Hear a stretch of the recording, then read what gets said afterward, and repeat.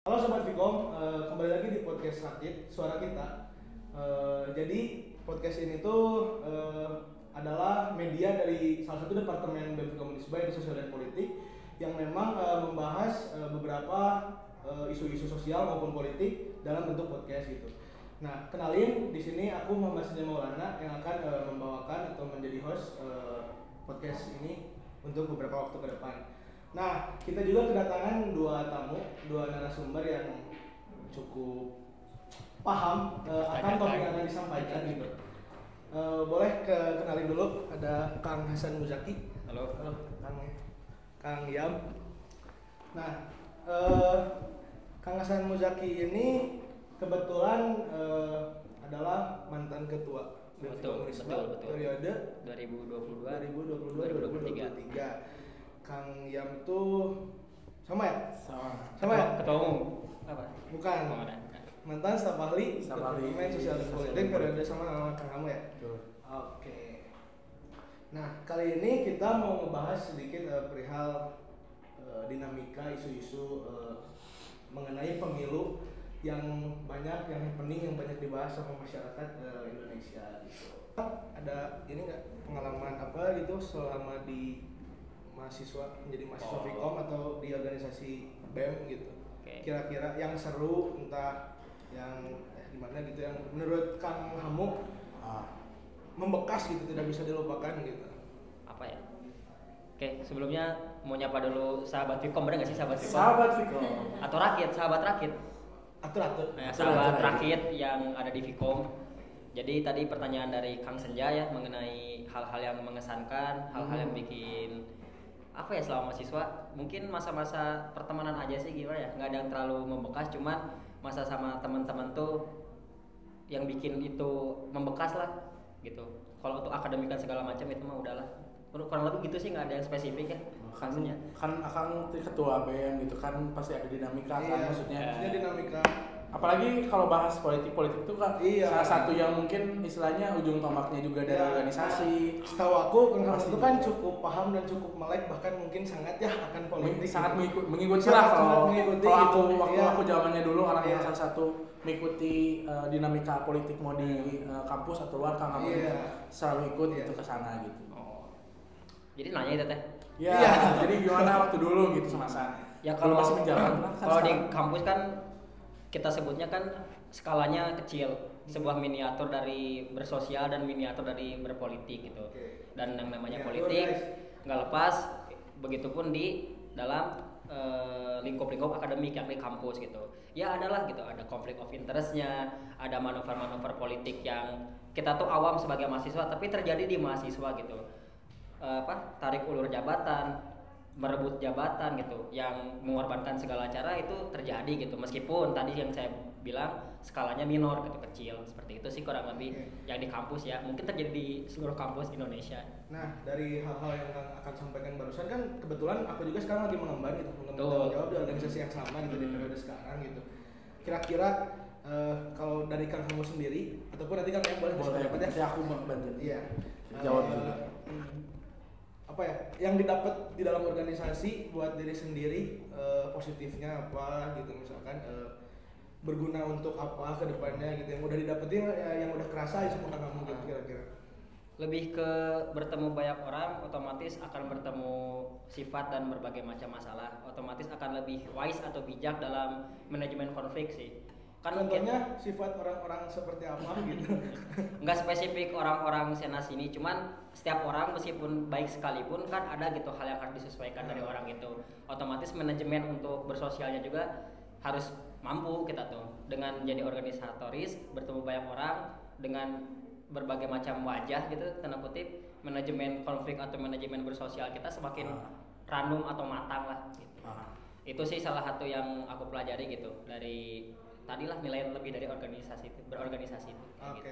Sekarang kalau Kang Yang kira-kira hampir sama mungkin ya dari Kang Hamu, gimana kalau organisasi mah istilahnya kalau kita kenal orang-orang gimana gitu, dimana kan selalu ada konflik lah istilahnya dalam organisasi, dimana organisasi itu ngebentuk diri kita sendiri gitu, karena selalu kita itu dihadapkan dengan masalah, dihadapkan dengan keresahan, makanya hal-hal yang itu mungkin yang bisa melatih pikiran kita, melatih emosi kita, bagaimana mengarahkannya gitu. Salah satunya yang aku dapetin dari organisasi gitu, di luar dari hal-hal yang lainnya gitu, yang kayak formal kan mungkin tadi kayak manajemen dan sebagainya itu kan pasti dapetin gitu, tapi pasti ada dari seseorang itu yang dapat gitu. Soalnya aku dari keresahan-keresahan atau masalah-masalah yang ada di organisasi. Oke, jadi intinya masuk organisasi itu banyak lah yang manfaatnya. Tuh Jadi buat teman-teman gitu ya, kan sekarang lagi menurun banget tuh minat organisasi itu kelihatannya sama aku, jadi jangan pernah takut buat masuk organisasi gitu. Sebelum langsung masuk aja mungkinnya ke topik buat ini aja membuka. Mangga. Minta pendapat dong buat Pilpres atau Pemilu 2024 menurut Kang Hamu atau dimulai dari siapa dulu? boleh, mau kamu dulu atau aku dulu? Terserah lah ya. Bebas, diskusi aja kita. Oke.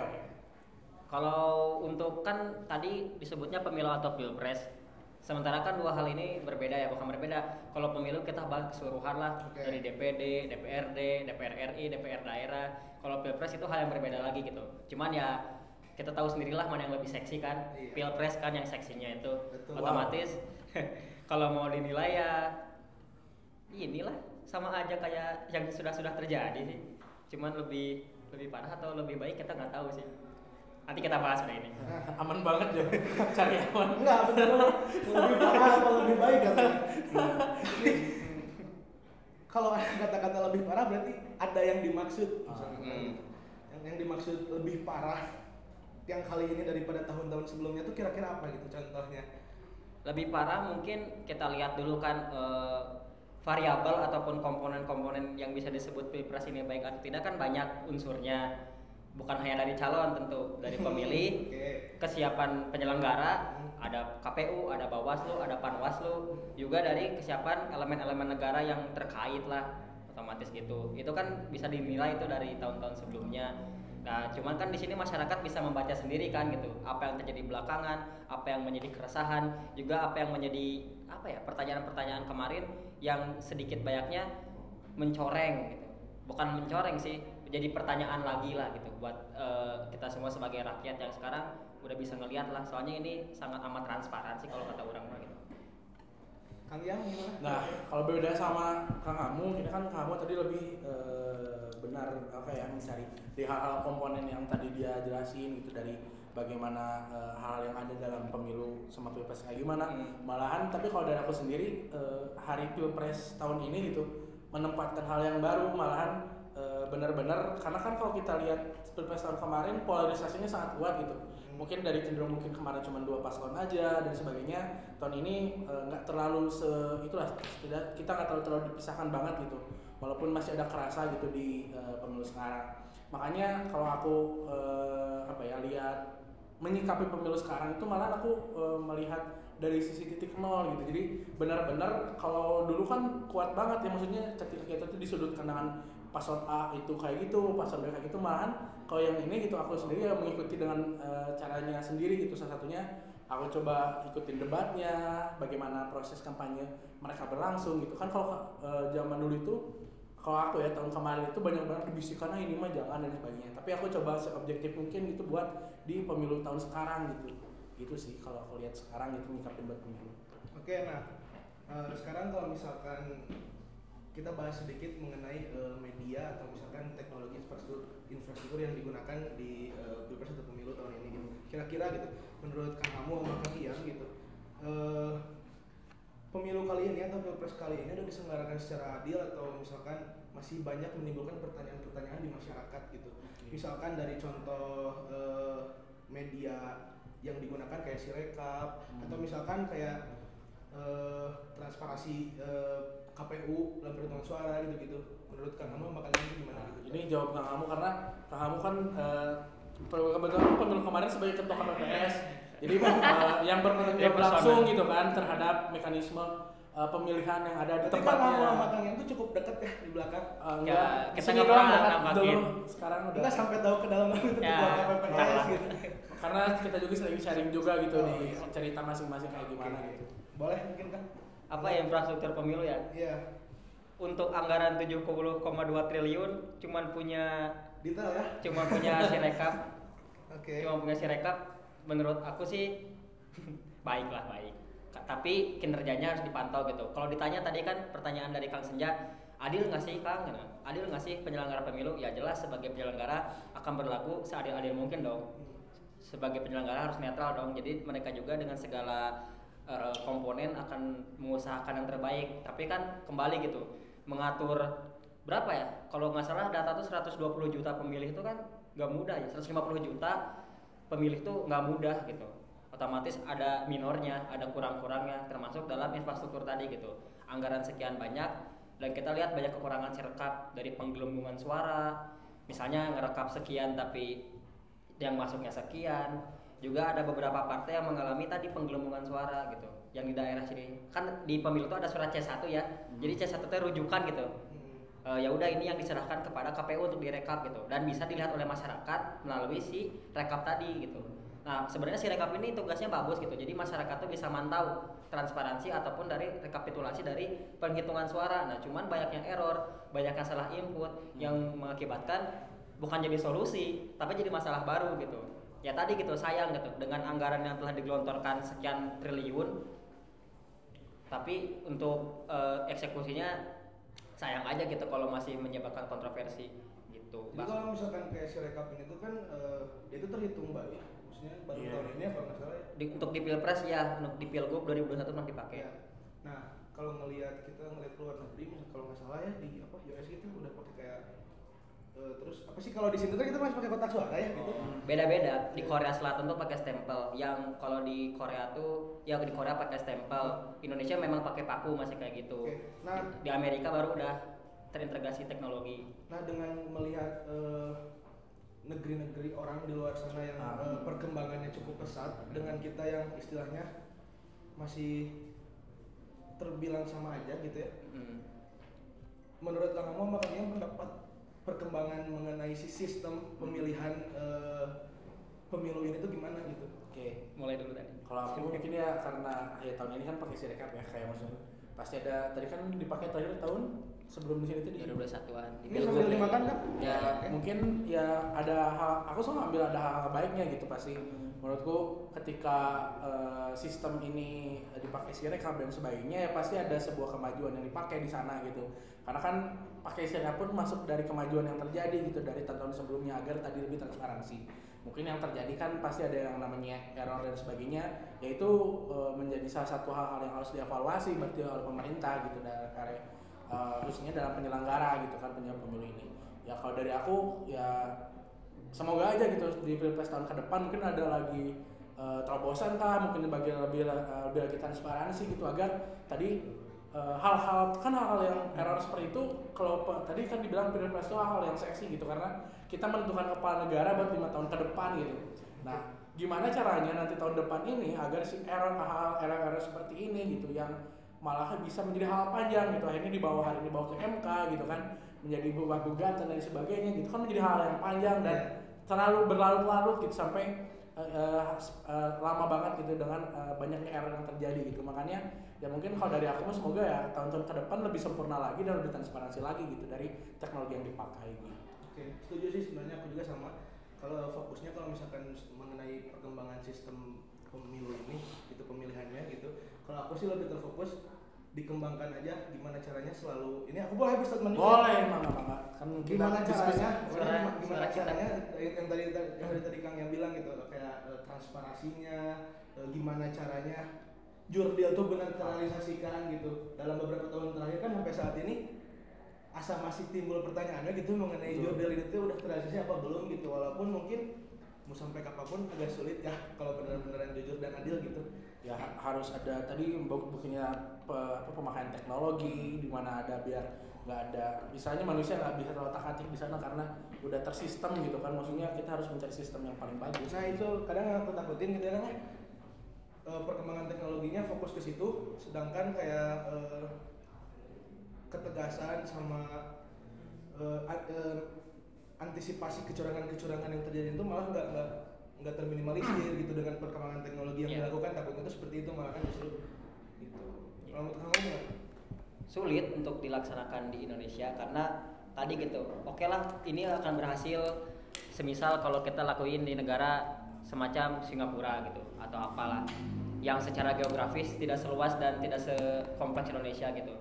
Kita punya apa ya, provinsi ataupun daerah yang notabene tadi gitu, jalankan mau mengakses rekapitulasi suara gitu, emang sinyal udah ada, emang jalan udah ada, emang yang jual HP udah ada gitu. Seperti daerah-daerah timur, Sulawesi atau bahkan Papua tuh kan secara geografis kita nggak nyampe gitu ke sana gitu. Jadi akses teknologinya ada ketimpangan dalam hal ini gitu. Betul gitu. Kalau memang diperbaiki secara teknologi, tapi dalam teknologi pun kita tidak merata kan bakal timbul aja gitu. Mau se-advance apapun teknologi yang kita pakai, ketika teknologi ini belum merata bahkan di Indonesia Timur, kata aku ya tadi gitu, jurdil itu akan selalu jadi bahan yang dipertanyakan setiap kali pemilu dilaksanakan. Gitu. Berarti kalau yang nanti kita berbicara teknologi, berarti hal yang penting sebelum kita berkembang secara jauh lagi gitu sudah di setup ini, malah harus ada pemerataan dulu kan, berarti ya dari hal-hal yang tadi kan kalau kita lihat berbicara nggak semua daerah punya koneksi jaringan yang sama, nggak punya nggak akses nggak sesama, nggak semua sama gitu. Sana kan itu menjadi nilai-nilai yang harus dipertimbangkan lagi gitu kan, ketika kita menggunakan aplikasi yang berbasis internet gitu. Karena kita nggak tahu di daerah sana mereka bagaimana pakai, apakah dibantu dengan apa kan kita nggak tahu gitu yang terjadinya gitu. Harus ada pemerataan. Baik fokus ke teknologi, pemerataan. Jika, juga harus jika ingin gitu berbasis teknologi, mendingan kita meratakan dulu gitu akses alat-alat. Sulit mungkin ya, dan jangkanya panjang gitu untuk berkembang ke titik itu gitu. Ya mungkin kalau tergantung nanti ya setiap pemerintah kan mempunyai fokusnya masing-masing kan. Iya. Dari setiap pemilihannya dia mau fokus kemana ya nggak tahu ya nanti kalau mungkin pemerintahan sekarang dia fokusnya akan kemana ya. Oke. Nah kan kemarin di pemilu 2024 ini gitu, khususnya di Pilpres ada beberapa perubahan regulasi gitu di sistem pemilihan umum ini gitu. Kayak gimana? Kemarin tuh ada yang aku highlight satu, perubahan mengenai pencalonan usia calon presiden dan wakil presiden gitu. Kira-kira ini udah panjang, ame juga na ya gitu. Kira-kira gimana gitu?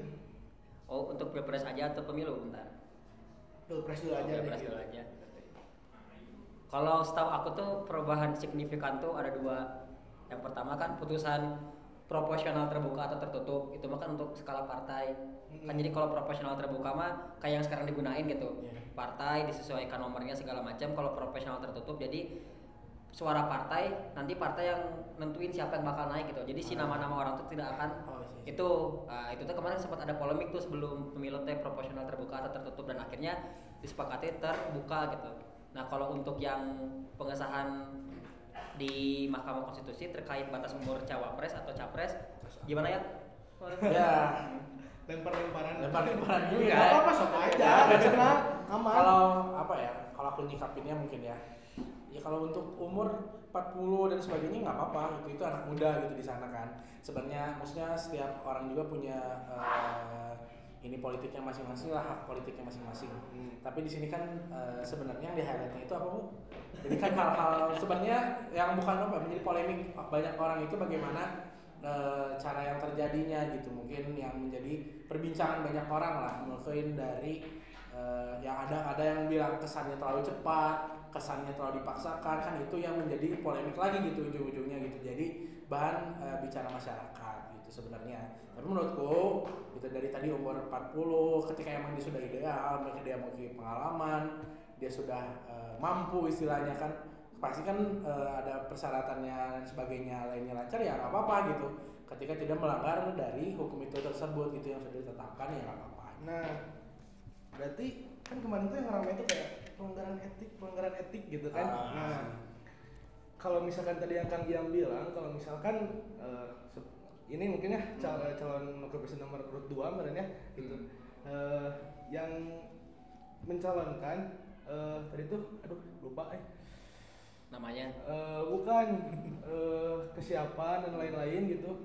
Dan maksudnya kalau sah secara hukum ya kenapa tidak kan tadi gitu. Tapi nah kan yang kalau misalkan ngelihat kemarin gitu kan beliau tuh maksudnya sah-sah aja gitu maksudnya untuk mencalonkan diri setelah itu diubah gitu. Secara hukum legal, secara legal hukum sah gitu. Makanya kan yang dipermasalahkan adalah etik gitu. Karena kalau hal-hal etik tuh hal-hal yang di luar daripada hukum yang tertulis gitu. Ya kayak izin ke kamar mandi gitu. Lagi ada dosen ngajarin, emang harus ditulis gitu. Setiap ke kamar mandi harus izin, kan nggak perlu, tidak tertulis.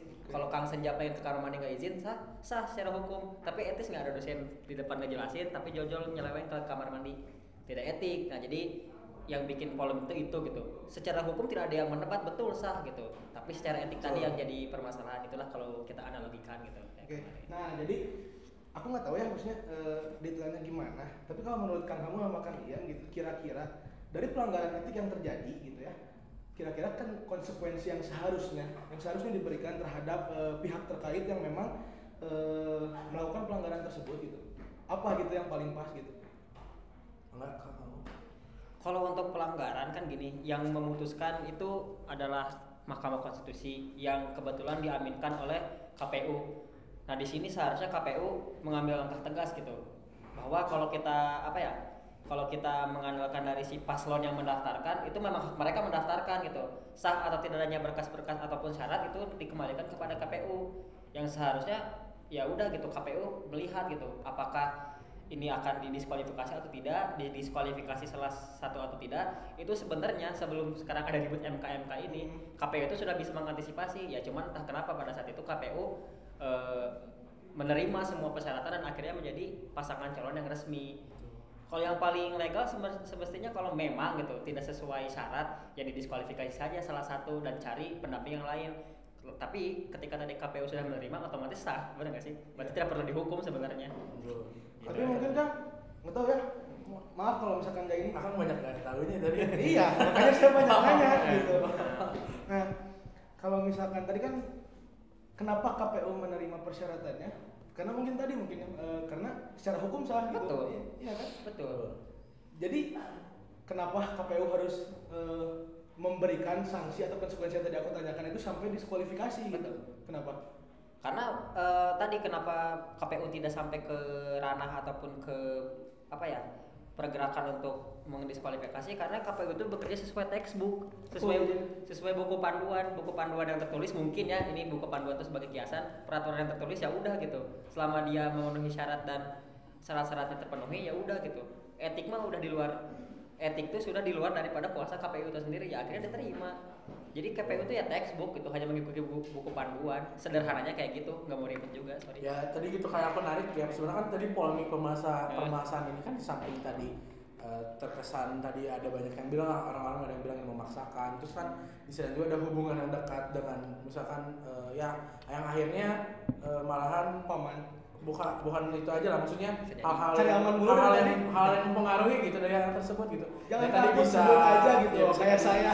Oh enggak ya, kan harus dulu flashback dari hal-hal yang tersebut gitu kan. Maksud lu banyak sekali faktor-faktor, tadi masalah etik juga kan, maksudnya adanya hubungan yang sangat dekat itu kalau kita dalam penentuan hukum kan menjadi sebuah yang istilahnya kalau bukan anak hukum tapi banyak yang bilang ya itu bisa jadi permasalahan juga ketika menentukan suatu hal gitu, ketika kita ada hubungan yang sangat dekat itu, saya hubungan kekeluargaan kan itu sih menurut aku itu yang menjadi ya aku melihatnya hal yang akan istilah lagi yang memancing pertanyaan lagi masyarakat gitu kan, dan akhirnya banyak juga kita kecurigaan yang muncul gitu atas dari sana gitu ketika nanti akan dibahas lebih lanjut gitu kan. Oke.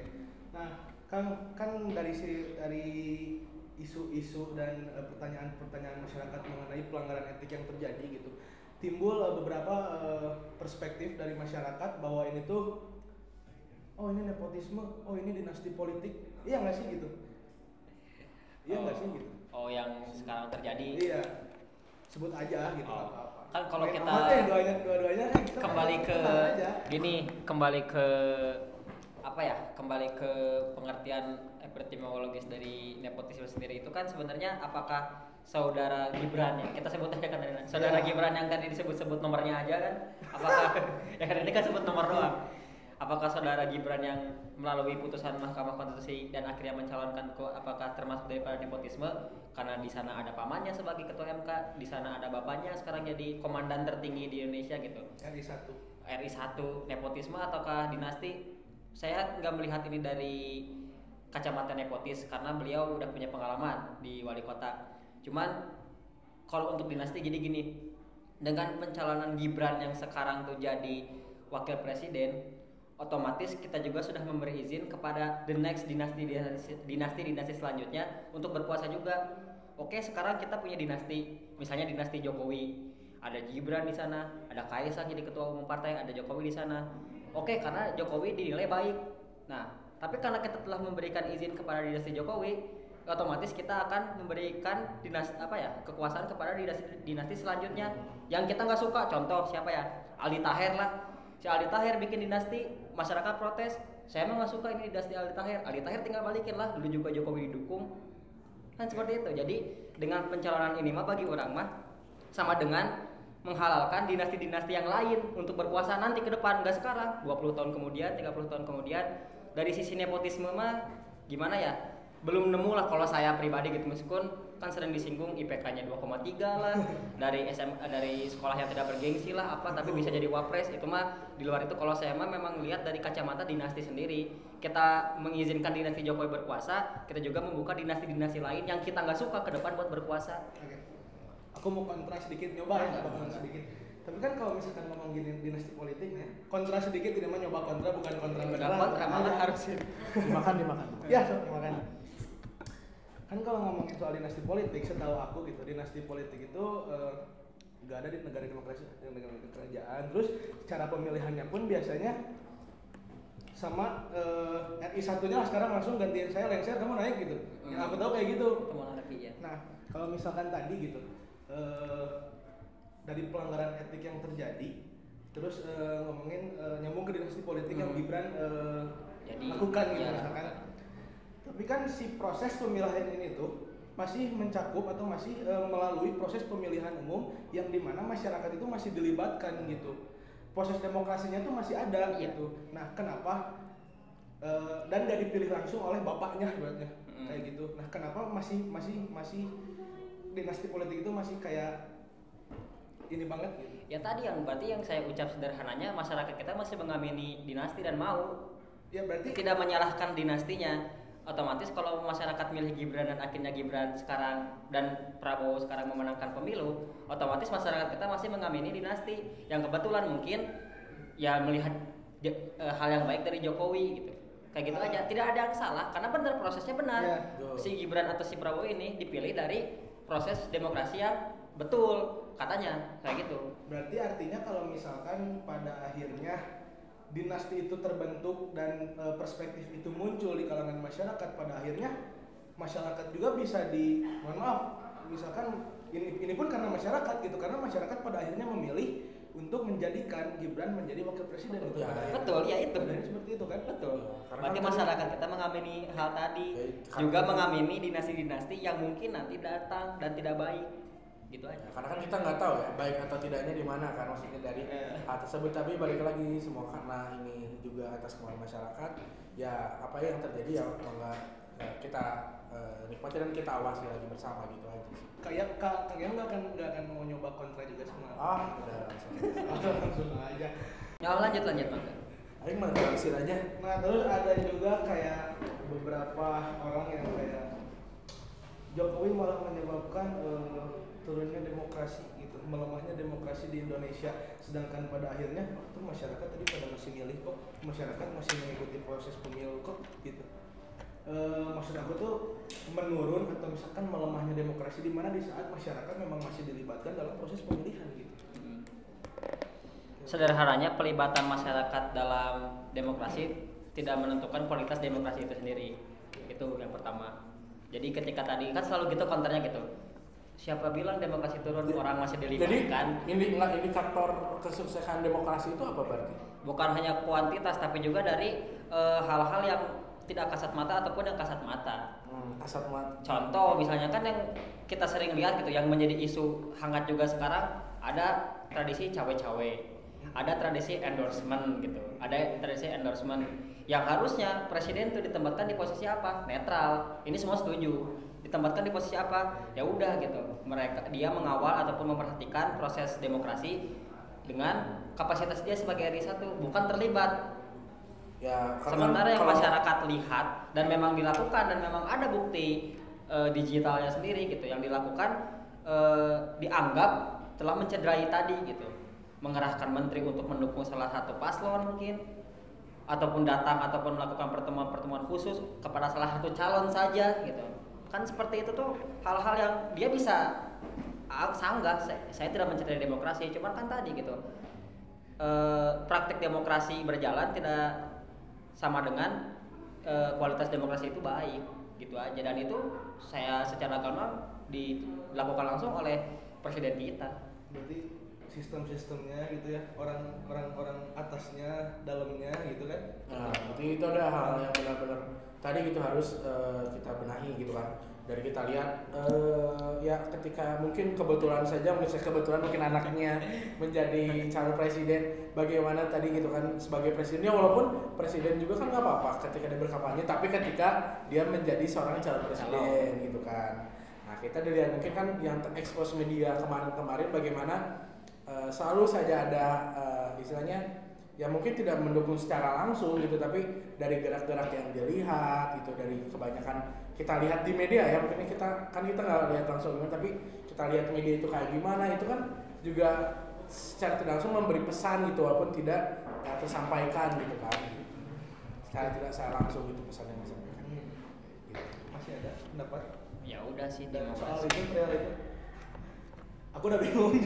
Ya kalau demokrasi mau disebut berhasil, nyatanya pemilu sekarang mengalami penurunan kok. Jumlah golput 30 juta orang.